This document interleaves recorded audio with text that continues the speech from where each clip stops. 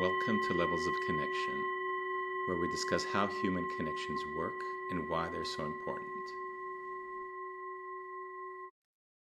Welcome to Levels of Connection. I had the honor today to have Carole Robin on today's episode. She is the co-author of the book Connect, amazing book I highly recommend, and also a former Stanford Graduate School of Business teacher, where she taught the legendary interpersonal dynamics course, otherwise called Touchy Feely. And it was an amazing conversation. We spoke about how to give feedback, effective and constructive feedback, how to turn conflict into very productive, and how to strengthen relationships out of conflict, how to connect more and deeper with others in business and in personal life. Enjoy.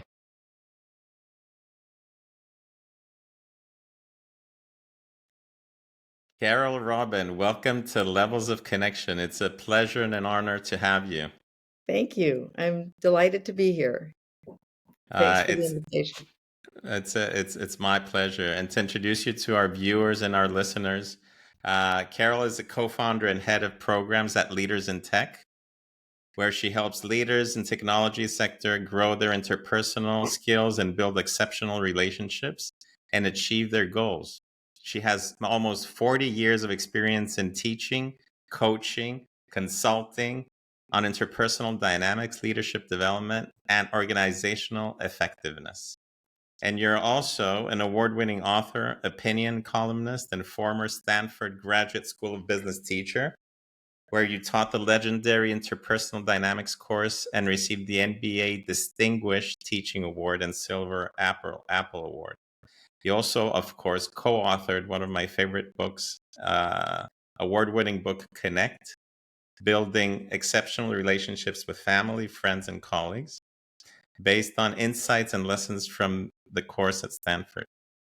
And you're also the creator of Carole Robin AI, and Yeah. your mission is to share your expertise and passion for interpersonal excellence with as many people as possible. We have, and there's a lot to share today. Yeah. I'm so delighted to have a chance to let your viewers know that these resources exist. Thank you so much. And preparing for our chat today, besides of course reading the book Connect, I was also looking at and listening to different interviews that you've given, and one of the key phrases that and questions that you posed to leaders really stuck with me, and I'd like, with your permission, to start with that. And Sure. it's this. It's You asked, why would someone follow you? That's what you ask leaders. Can you expand a little bit more on that? Yeah. Well, when I started leadership, teaching leadership more formally in the MBA program at Stanford, one of the things that was apparent to me was that most, and this is true in leadership development programs as well as in MBA programs, most of the time when people teach about leadership, we look at other leaders and we look at what did they do that was effective, what did we do that was less effective, why did people follow them, is the question that we answer for students and leaders who are participating in leadership development programs. And I always thought a more interesting question and a more fundamental question was, why should somebody follow me? Which is why I pose it to the students, is why should somebody follow you? Because I am not going to be Sheryl Sandberg, and I am not going to be Steve Jobs, and I am not Bill Gates. And so looking at what other leaders have done, I am not Nelson Mandela. So I think what's important is to anchor our leadership in ourselves and look at it from the point of view of how do we need to show up in the world so that other people are more likely to want to follow us. And how do they find out their style and what's right for them? Well, that's at the core of all of the course that I taught at Stanford, and then the programs that we deliver at Leaders in Tech, which are based on the exec ed version of the courses that I taught at Stanford. But essentially, we put leaders in small groups, and through their interactions with each other, they get to learn what it is about them that draws other people closer, distances other people, elicits more trust, less trust. So it's all interpersonal. That's why I also always say, in the end, people do business with people. They don't do business with ideas or machines or products or strategies. They do business with people. And so that's why this course was legendary and the most popular, oversubscribed to elective at the Graduate School of Business, not hidden away in a psych department, because it's fundamental to being successful. And, in the end, people follow people they trust, and they think are going to take them where they want to go. And I love and appreciate that fact that you're stressing the human and the person aspect of it, because there's such a strong impact the way that we communicate, we interact with one another. Yep. I hate it when they call it soft skill. It's Yes. it's so far from reality. It's a very, besides being a very, human way of interacting, it's also very good for business, because if you can't communicate, forget about your bottom line, Right. forget about your operational efficiency. It all goes out the window. In fact, I always say the soft skills are the hardest. Yeah. Yeah. Yeah. And you've seen it time and time again with all the years of experience, both in academia and in business. Absolutely. Absolutely. When we get to the core of it, what does connecting really mean to you, Carole? It's a wonderful question. For me, it's about creating a space between us, that is, in which we can each be more ourselves, where we don't have to hide behind a spun image, where I can actually be more real with you and you can be more real with me, where we are honest with each other.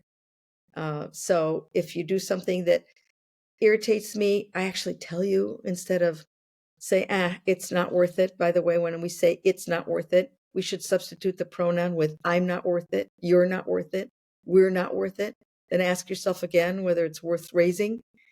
It's about investing in each other and investing in each other's growth and learning. It's about dealing with conflict productively. It's about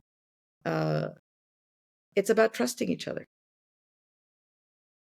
Yeah, and yeah, yeah. And I those are the elements of mhm. what we call. So in the book, we talk about relationships existing on a continuum. At one end is contact and no connection. Those are your thousands of Facebook friends. Also at that end is dysfunction. At the other end is what we came to call in the book exceptional relationships. But along the way, if you learn the skills and competencies that you need to move along that continuum, you move to at least robust and functional. And what I just named were some of the characteristics of a relationship that has at least gotten to robust and functional. And the depth to which all those characteristics exist determine whether or not you've gone on to become exceptional. But at least you've gotten to, a solid foundation of those when you get to robust. What are the biggest challenges with the leaders in tech that you coach and mentor and train in your programs, especially for new people coming into the program to The biggest understand? Yeah. the biggest challenges they face when they're Hmm. in the program? Yeah. Well, most of the time, for starters, so they have to test mental models, assumptions, and beliefs about what it is, how they need to show up in order to be successful, that they've developed over the years in their careers. The students at Stanford call the course touchy feely, Mm. emphasis on the feely, not the touchy. And Mm-hmm. that's because there's a lot of emphasis in the course on the productive use of feelings in our communication. Feelings without a piece of communication that's only thoughts is missing half of the message. Feelings are what give meaning to facts. And it's like treble and bass in music. It sounds funny when you only have one. So nobody's saying that thoughts aren't important, but most of the time we've been socialized to leave feelings out of it. And actually feelings are what bring it. How do we express empathy with no feelings? How do we inspire with no feelings? How do we motivate with no feelings? Mm-hmm. So, how do we connect with no feelings?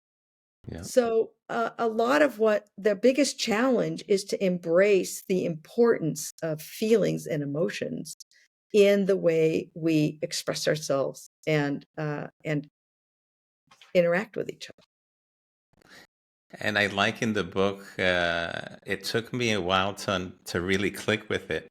That when we say, I'm feeling that you're not listening to me, that's not really expressing a feeling. I'm like, when I was reading it, I was like, wait a minute. That's the way that I express myself all the time. I feel that that's wrong, but Yeah, that's not a feeling. Can you go a little bit more exactly. into that? Exactly. In fact, as we say in the book and as we say in the course, it's grammatically impossible to express a feeling if you start with, I feel that. I feel that angry. I feel that sad. I feel that sorry. I feel that hurt. It's impossible. So, but what we do with our language is we mix up feelings and thoughts. And so I feel that you don't care. Doesn't have a single feeling word in it. Hmm. But I feel unimportant is a feeling. I feel distanced. I feel sad. I feel hurt. I Hmm. feel dismissed. I feel those are feelings. And that's why in the appendix of the book and in the course and in the Leaders in Tech programs, there is a vocabulary of feelings that we had to develop. And I used to love, when I was still at Stanford, I used to love seeing the students walking around with their laminated copy of the vocabulary of feelings. I could always tell who was taking the class because they were always walking around with their laminated copy of the vocabulary. And now it's just delightful. I walk into uh, some of our fellows, leadership in tech fellows offices, and they've Hmm. got the vocabulary of feelings laminated on all the conference tables. They've got them on their clipboard above their computer. Because to your question, most of us have atrophied in our capacity to access our feelings Hmm. because we've been socialized to leave them in the parking lot. Isn't it isn't it awkward or sad that we need it obviously takes practice and you need to make that shift to understand how to express yourself in that way. And thank God that you've Absolutely. been training people for all these years, because you would think as human beings you would, you know, be able to express that, but it takes training to do it. It takes discipline Mm. and it takes unlearning. If you watch really little kids, really little, before they've even, like at kindergarten, they're actually very good at expressing feelings. And they express feelings as feelings, not as attributions, not as imputed Mm. motives, as feelings. And then, we socialize that out of them. In the book you also talk about um you said the more you know your emotions, the less likely you are to be controlled by them. Yeah. Can Yeah. you go more into that? So, everybody has feelings and emotions. Mm. I mean, that's a human trait. One of the things that happens when we suppress our emotions is and is that human beings are also leaky. So our feelings come out in ways that we might not want them to. Uh, so the more in touch I am with how I'm feeling, the more control I'm going to have over what I do with them. Mm. The less in touch I am with what I'm feeling, the more they're going to sabotage me or have me do or trigger me or have me engage in behaviors that in retrospect, I think, I was actually really angry, but instead I was really mean, instead of just saying, I'm actually really upset. So we're just much better off being more in touch with our feelings so that we can make better choices, including expressing the feeling so that the other person understands what's going on for us and what's motivating our behavior. So when you recognize it in the moment and you name it, what happens? Well, it depends on the feeling and it depends Mm, on the situation. But let's say that you've done something that's annoying me, and that has been annoying me for a while, and you've just done it again. And I've never told you it was annoying. And every time you do it, it annoys me a little bit more. It doesn't go away, mm, which is the other problem with not saying anything. And now I'm like really annoyed, but we've got a task to do. At some level, the annoyance is distracting to me, almost unconsciously. So you say, I think maybe we should try doing this. No, I don't like that idea. Um, you go back to something we've talked about before. I feel impatient. And I'm like, we've already talked about that, Stephanos. Why are we talking about that again? What's really underneath mm. is my unexpressed annoyance. And we're Okay. both better off if I say, Stephanos, for months now, every time we agree to get together, and we agree on a time when we're going to get together, you have been 5 to 10 minutes late. And it may not be a big deal to you. And it's maybe not a big deal, except that I am compulsive about being on time. And so every time you've shown up late, I've been a little bit annoyed. And I'm getting more and more annoyed. And I'm realizing I haven't been fair to you because I haven't told you. Mm, So is there something about the way we've established our norms about getting together that makes it hard for you to be on time that we could address? So that's way better and more connecting, by the way, than me just,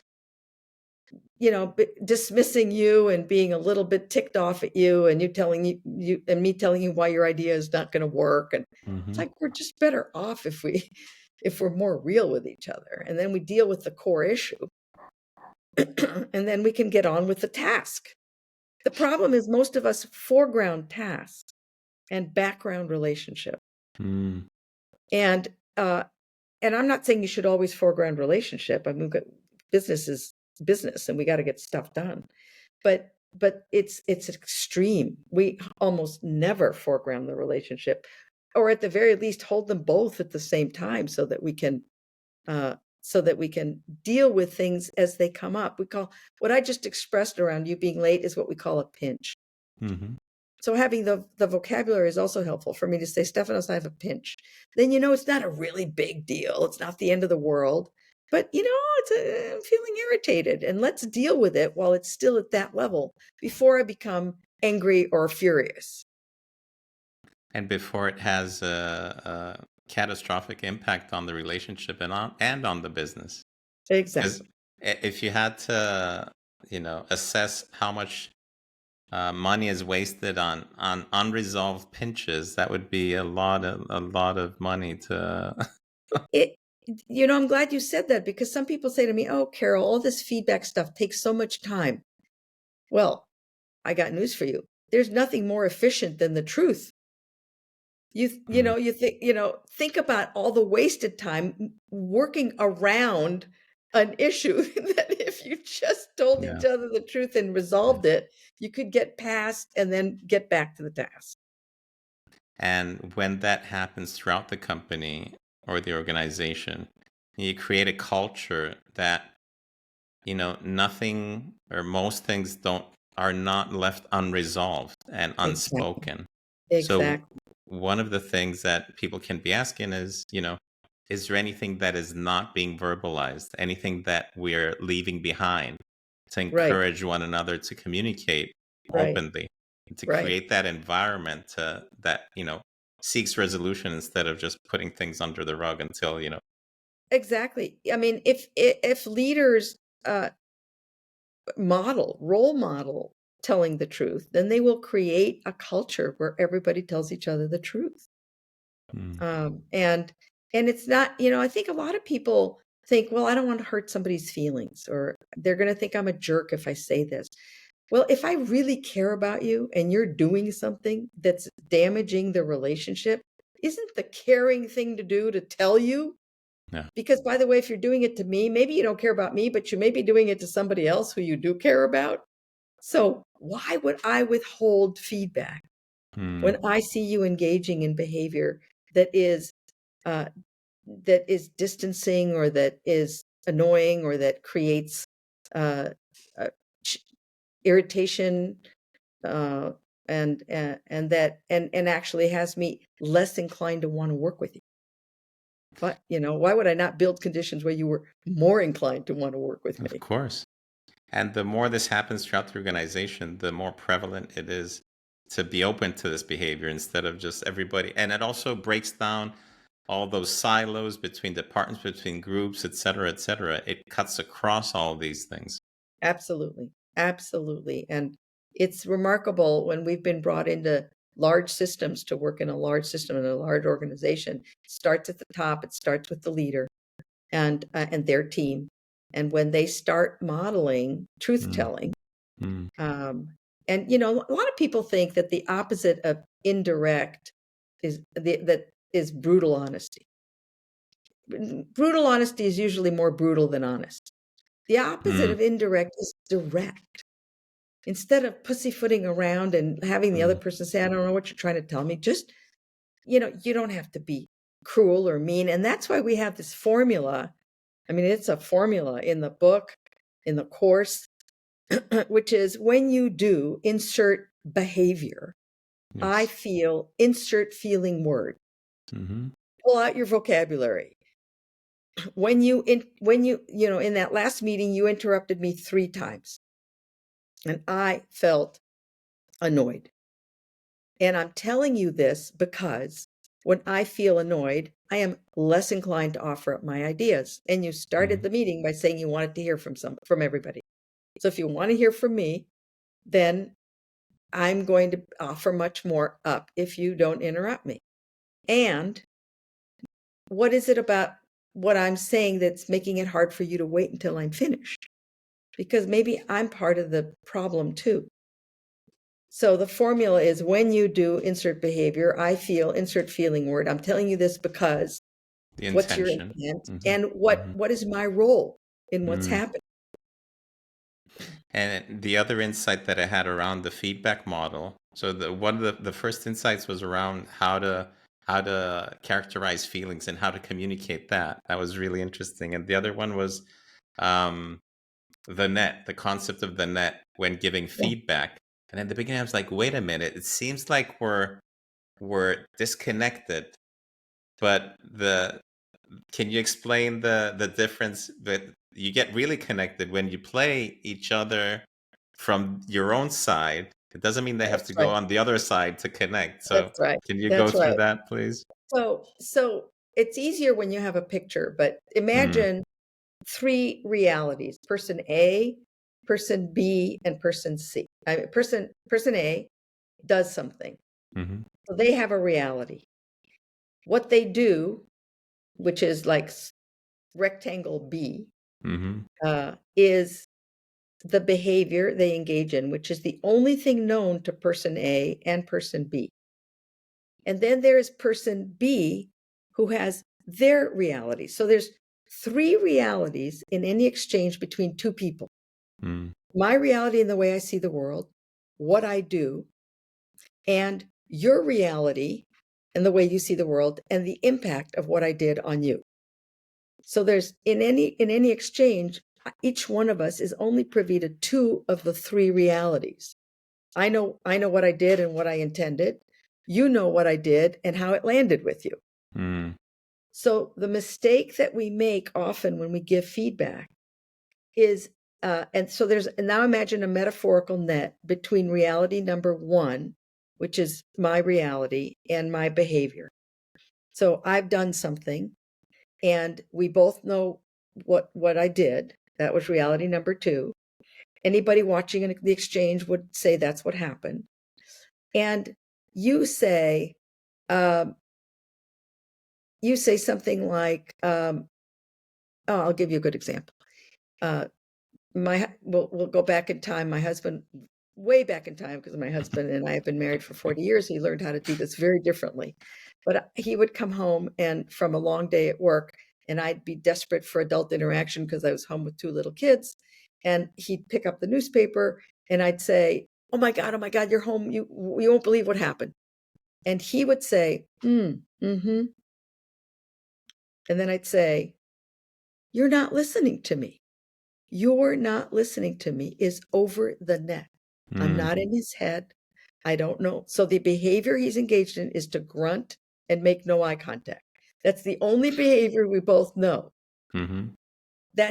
The impact on him is that obviously he doesn't. The impact on me is that I'm not feeling heard, but instead I say, you're not listening to me. When I say you're not listening to me, I'm over the net in his court.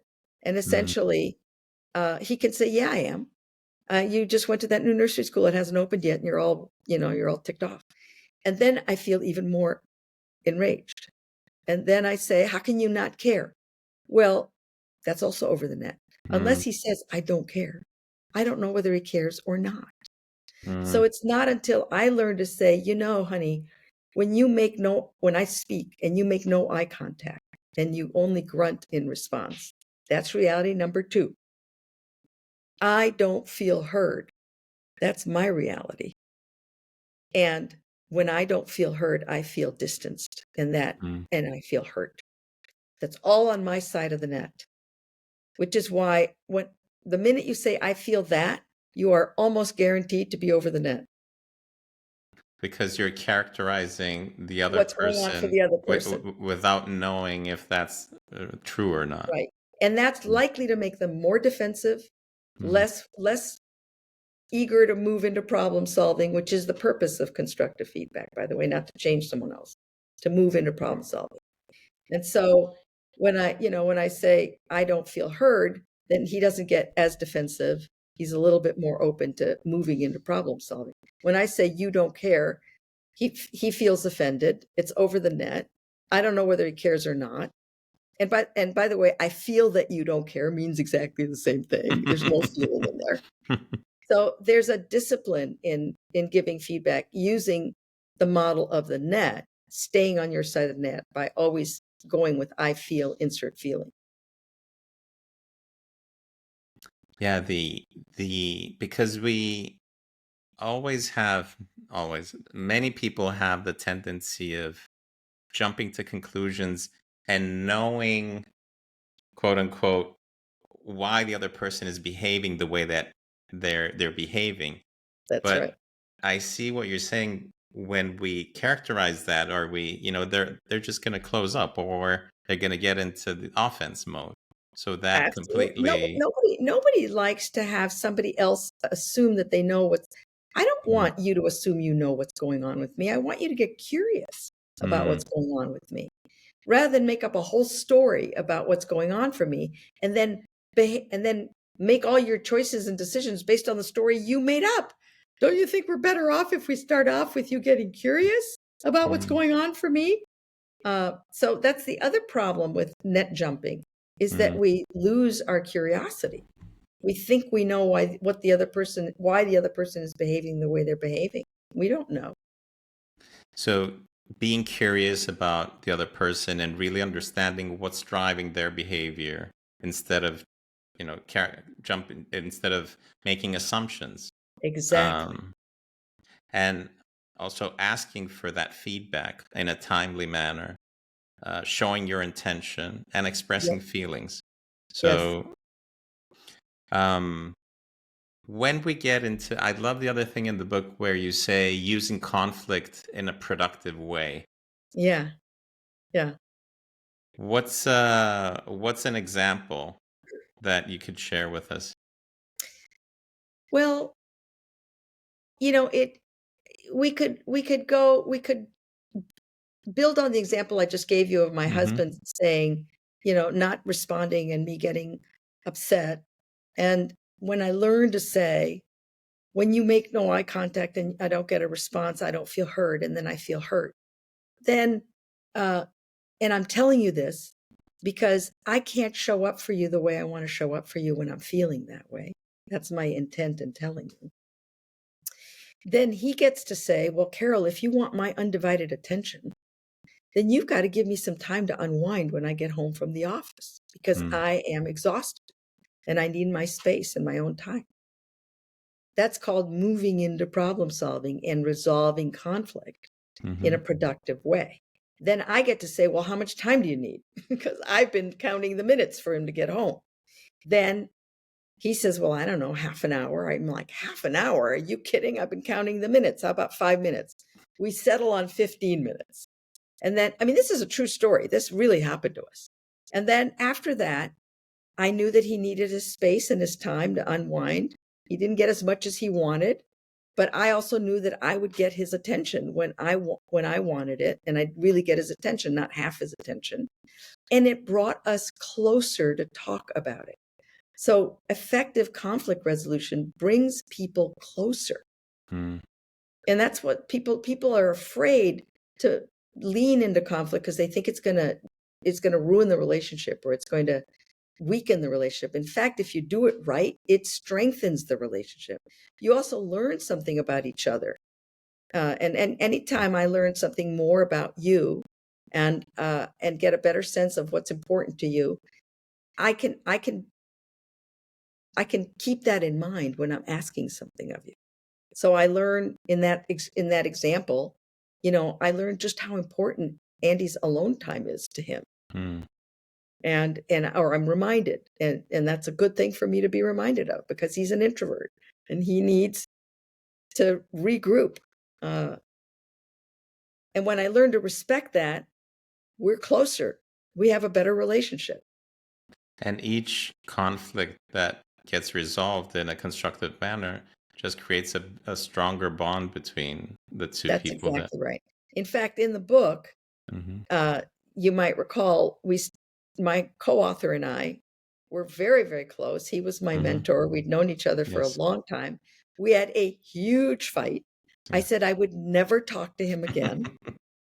And the fact is, and I was furious, Stephanos. And everybody in my life kept saying, Carole, how can you're out of integrity. How can you teach everything you teach and be who you are and not resolve things with David? And I kept saying, because sometimes the relationship's not worth it. And I'm done. It's one, just too much. And it was really my kids who said to me, Mom, I don't know how you can possibly stand up in front of a bunch of people and teach them if that's going to continue to be the stand you take. I mean, they really confronted me. And you modeled that for them when you resolved the conflict in a constructive way with David. Exactly. One of the questions that I get in the team coaching, I do a lot of team coaching for leadership teams, and I share a lot of the things that I learned from your book. So thank you so much for that. I'm delighted. And one of the frequent questions is when we talk about intent, and they say, okay, so if one of the two parties doesn't have the intent to mend the relationship or to come closer, what can I do? How can I resolve it? So I can ask the master now that we have on. Well, that was the case between David and me. I wanted to be mad. I wanted to stay mad. I didn't want to resolve it. And it wasn't until, well, first of all, until, my kids essentially shamed me into having an interaction with him because I was just avoiding him and wouldn't talk to him. We were in a lot of meetings together. I would get to the meeting right as it was starting, so there would be no chance of us having an interaction. I would leave the minute the meeting was done with others, and I never met with them one-on-one. But after my kids shamed me, I reached out and I said, okay, I think we do need to talk. And It wasn't until I felt emotionally met where I really believed he understood how I felt and why I was so mad. He didn't have to agree with me. He didn't have to think I was right, but he did have to meet me emotionally before I was ready to mend the relationship. We Mm. talk a lot about meeting people emotionally in the book. And that's kind of the key to getting past a riff, which is that both parties need to feel emotionally met by each other. And you have to at least understand that I am angry and I feel betrayed, even if you don't think you would feel that way if you were in the same situation. That's the true, meaning of empathy. Mm. When you empathize with somebody, you're connecting to the emotion. We're back to why feelings are so important. So if I'm really, really sad about something, you have known sadness. Now, maybe what I'm sad about isn't something you would feel sad about, but you can meet me in the feeling of sadness. And then I feel met. And then we can, we have a much stronger relationship. Instead of arguing with me about why I shouldn't feel sad, because that's something you wouldn't feel sad about. Mm-hmm. Just accept that I'm sad and get in touch with the sadness feeling. And recognize that, you can feel sad even though I wouldn't be sad about the same thing that you would be. Exactly. Gives Because you you've the known sadness. recognition. Hmm. Um, yeah, thank you so much for that, and thank you for the, seriously, I'm so grateful for the book because it's so useful, with all the real examples that are given. It's like it's a manual to how to resolve using conflict in a productive way and Yeah, how I'm so to glad you help said. others. I'm so glad you noted that, because when David and I set out to write the book, we did not want to write an academic book. Certainly Hmm. not an academic book.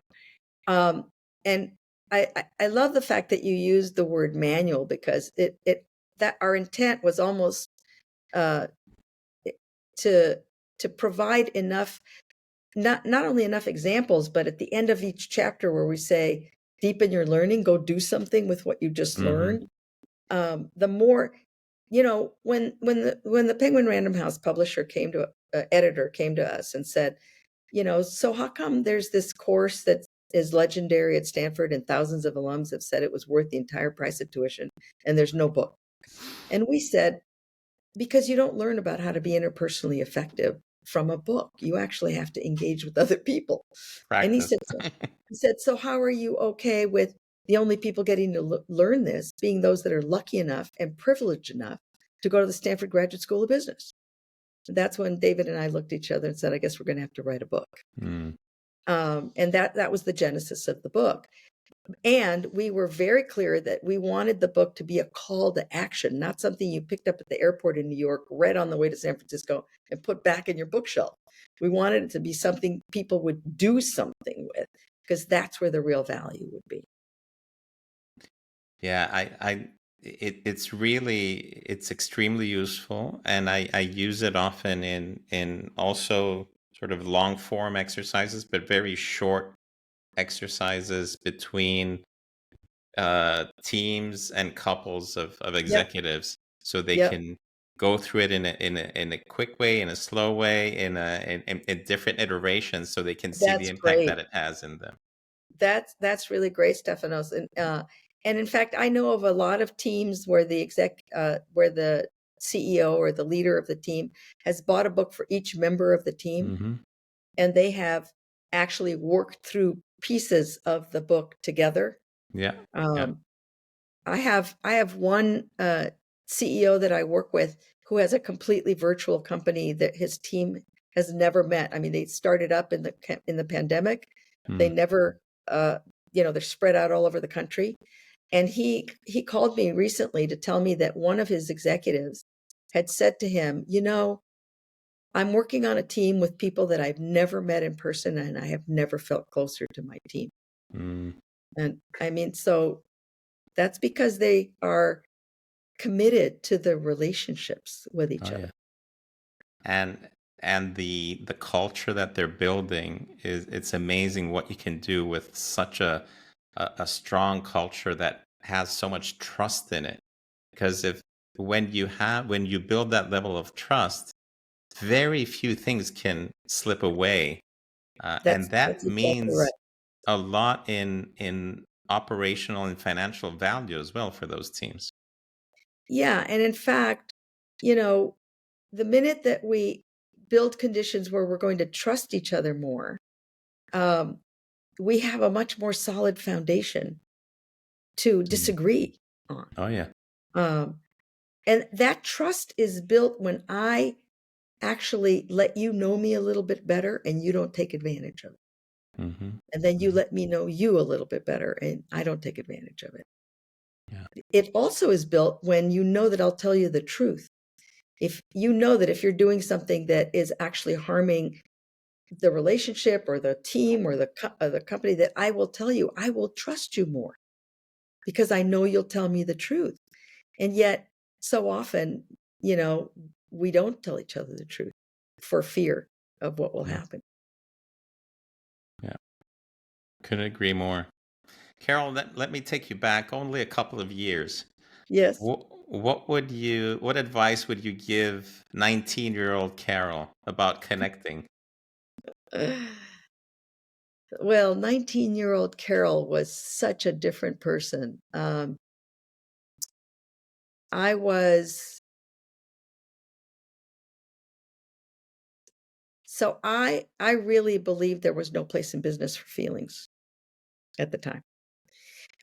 In fact, not we'll go to 21-year-old Carol when I went to work for the largest industrial automation company in the world.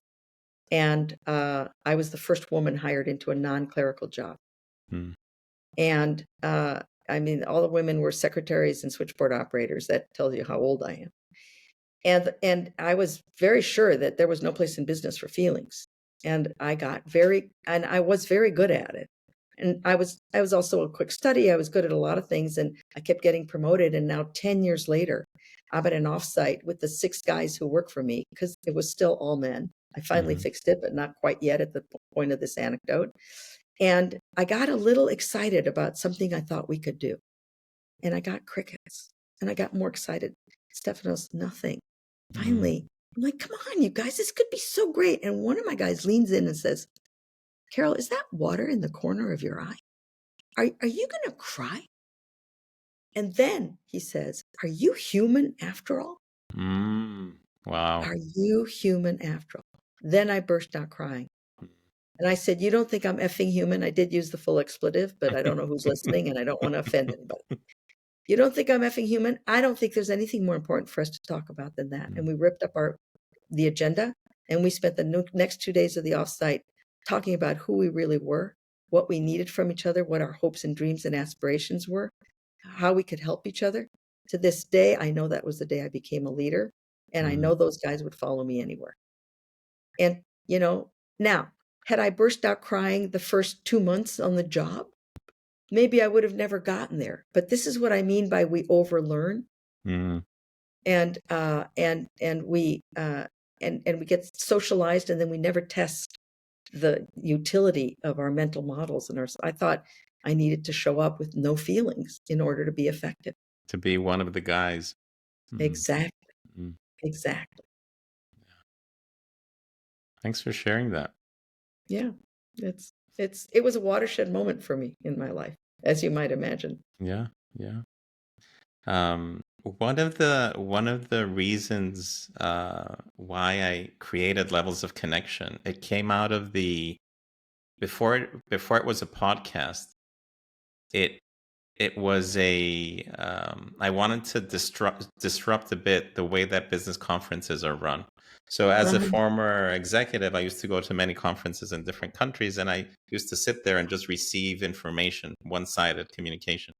And I wanted to create a session, an interactive session, in conferences. And that's what one of the things that I do is I do the levels of connection for conferences session, where Nice.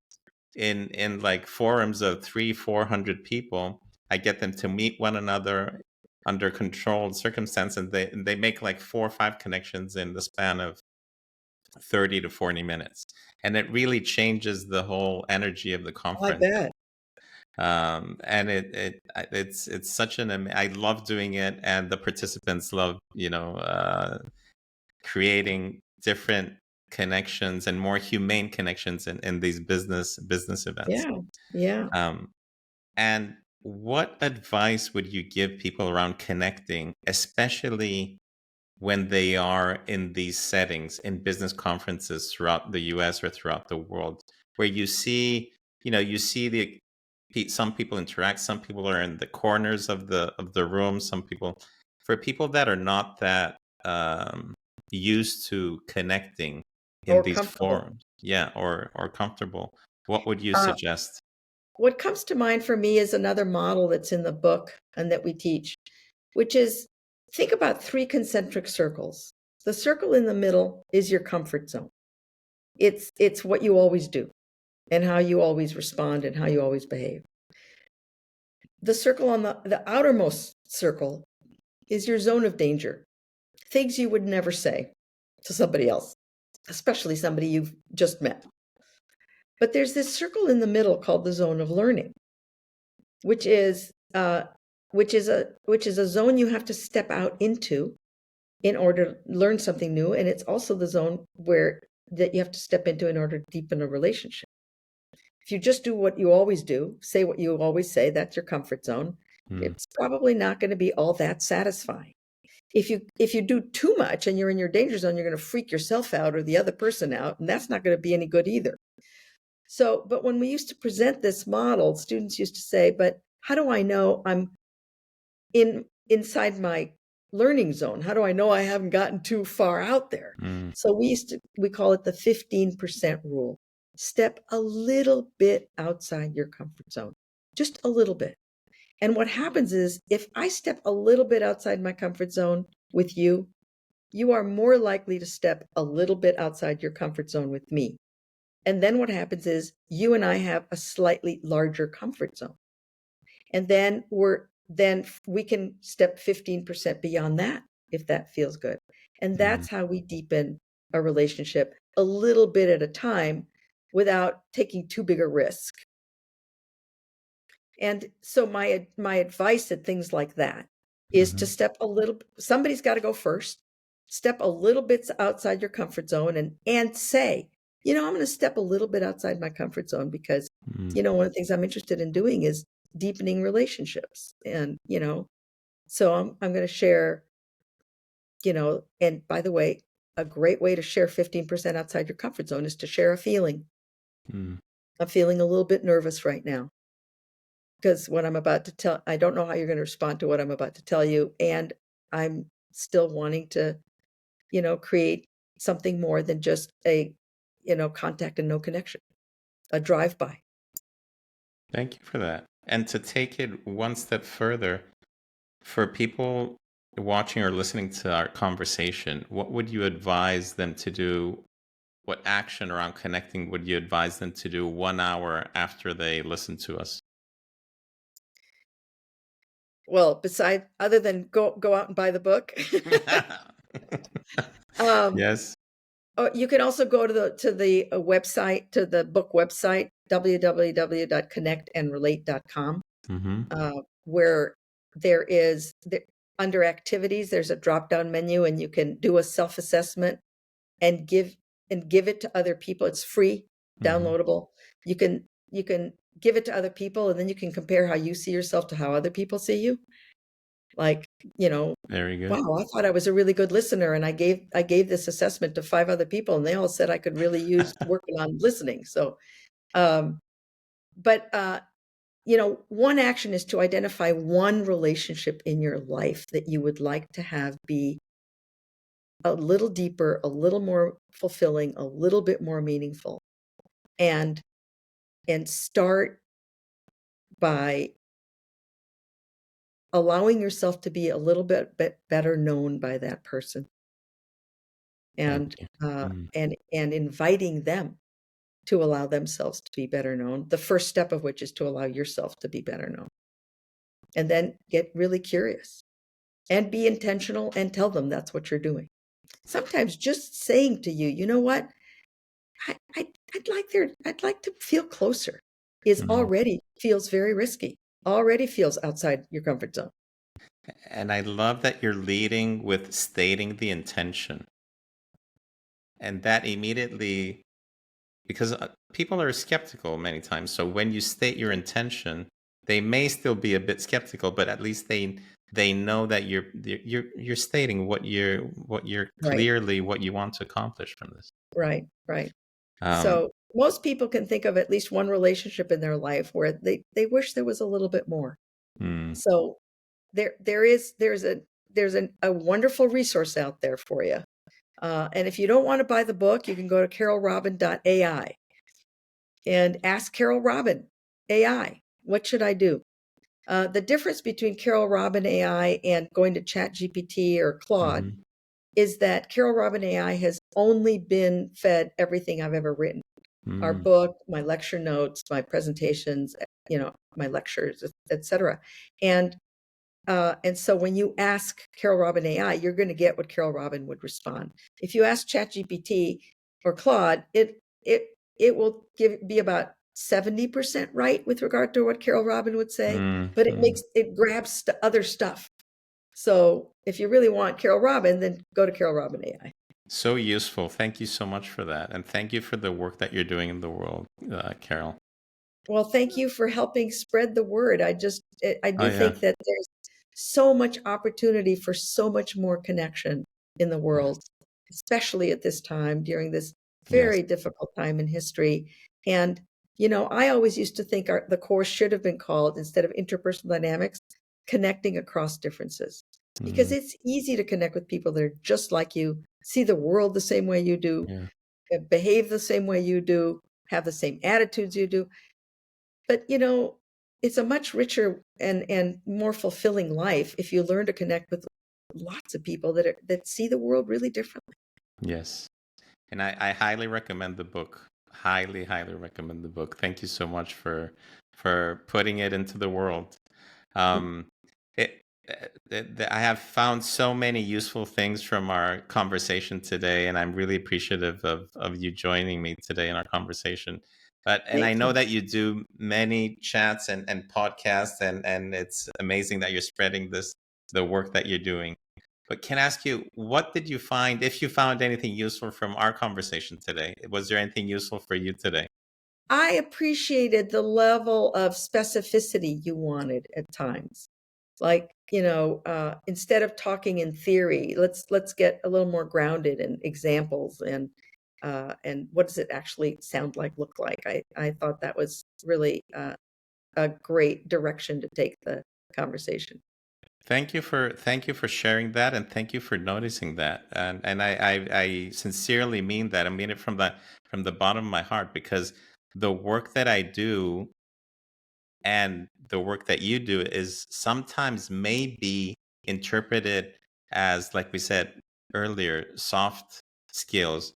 And I'm always so practical. Whatever we say, whatever we do, needs to connect to practical applications, either exercises or practical links to the performance of the organization, the teams.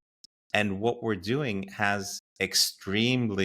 is very applicable to the financial and operational viability of organizations. Exactly. So yeah, Exactly. 100%. I love that you noticed that. Thank you so much. And you have an open invitation to come to Cyprus. You've been here in the past many years ago. You mentioned before in our in I our love chat. I love having it as an excuse. Yes. So our next conversation, the second episode, the follow-up episode together of Levels of Connection, should be in Cyprus. Come on over, Carol, anytime you want Okay. to. You're Thanks my for that guest. insight. I love it. We'll Thank see what we you. can make happen. Again, I appreciate it very much. Thank you, Carol. Thank you so much for Likewise. being here. Thank Likewise. you. Thank you for watching another episode of Levels of Connection. Please write in the comments what you found useful from today or any other comments you'd like to share. Thank you for your continued support. Please like and subscribe. Thank you. See you soon.